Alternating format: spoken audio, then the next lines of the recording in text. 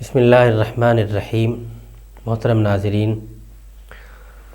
ماہ مبارک چل رہا ہے اور اس ماہ مبارک کے اندر جناب رسول اللہ صلی اللہ علیہ وسلم کے بعد امت کا پہلا خلیفہ بلا فصل سیدنا ابو بکر صدیق رضی اللہ تعالی عنہ کا یوم وصال ہے۔ آج آپ حضرات کے سامنے جناب ابو بکر صدیق رضی اللہ تعالی عنہ کی عظمت، شان اور مقام کے حوالے سے چند معروضات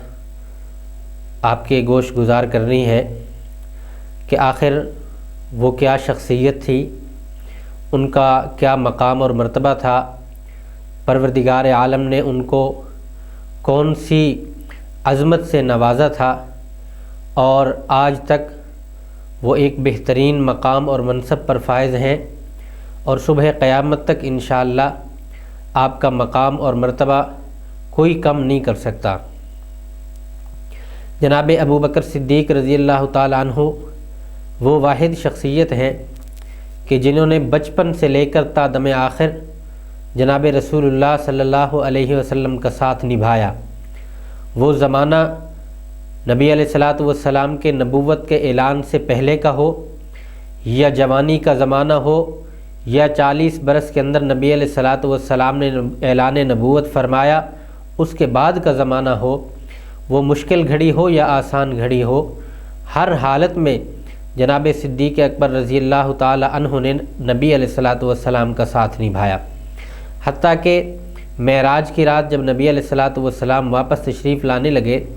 جبرائیل سے عرض کی کہ میں جب جاؤں گا تو کون میرا یقین کرے گا کہ میں اتنے کم وقت کے اندر معراج پر گیا، پوری دنیا کی سیر کی، جنت کو دیکھا، پروردگار سے براہ راست ملاقات کی، سب کچھ۔ لوگ تو یہ اس لیے نہیں مانیں گے کہ یہ عقل کے مناسبت نہیں رکھتی عقل کے ساتھ، لوگوں کا عقل اس بات کو تسلیم نہیں کرے گا کہ اتنے کم وقت میں ایک انسان اتنا سب کچھ کیسے کر سکتا ہے۔ تو جواب میں ایک ہی جملہ ارشاد فرمایا کہ سب لوگ اگر انکار کریں گے تو ابو بکر آپ کا اقرار کرے گا، وہ آپ کی ہر بات کو مانے گا۔ پروردگار عالم نے بہت بڑا مقام اور شان دی ہے اور مردوں میں سے سب سے پہلے نبی علیہ الصلاۃ والسلام پر ایمان لانے والے بھی جناب ابو بکر صدیق ہیں، اور سب سے بڑھ کر ان کا رشتہ حضور علیہ الصلاۃ والسلام سے بہت گہرا ہے۔ سب سے پہلے بچپن کے زمانے سے ان کی اور نبی علیہ الصلاۃ والسلام کی دوستی رہی، پھر آخر میں آ کر یہی دوستی رشتہ داری میں بدل گئی۔ سیدہ کائنات حضرت عائشہ صدیقہ سلام اللہ علیہا رضی اللہ تعالی عنہا وہ آپ کے نکاح میں تھی اور حضرت ابو بکر صدیق رضی اللہ تعالی عنہ کی صاحبزادی تھی۔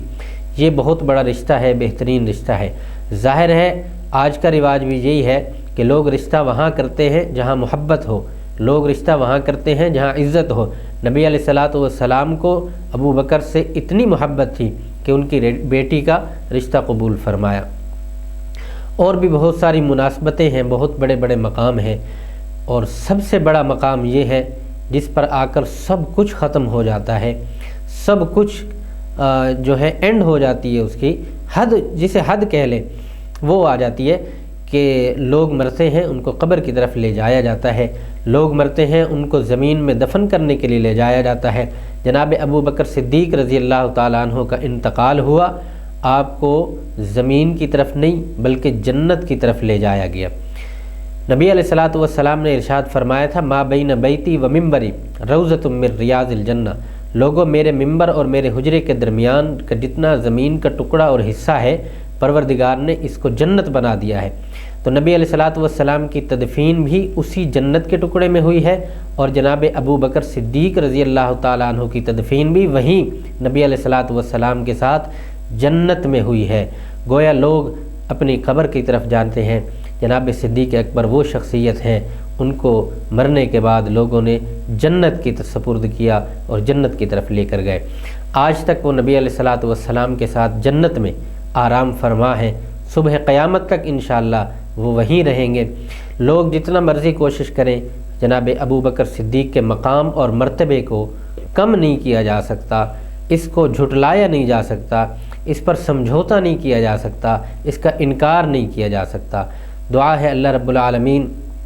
ان حضرات کے صدقے، ان سے محبت کے صدقے اللہ رب العالمین ہماری بھی آخرت آسان فرمائے، ہمارے معاملات پر بھی اللہ رب العالمین اپنا خصوصی رحم و کرم نازل فرمائے۔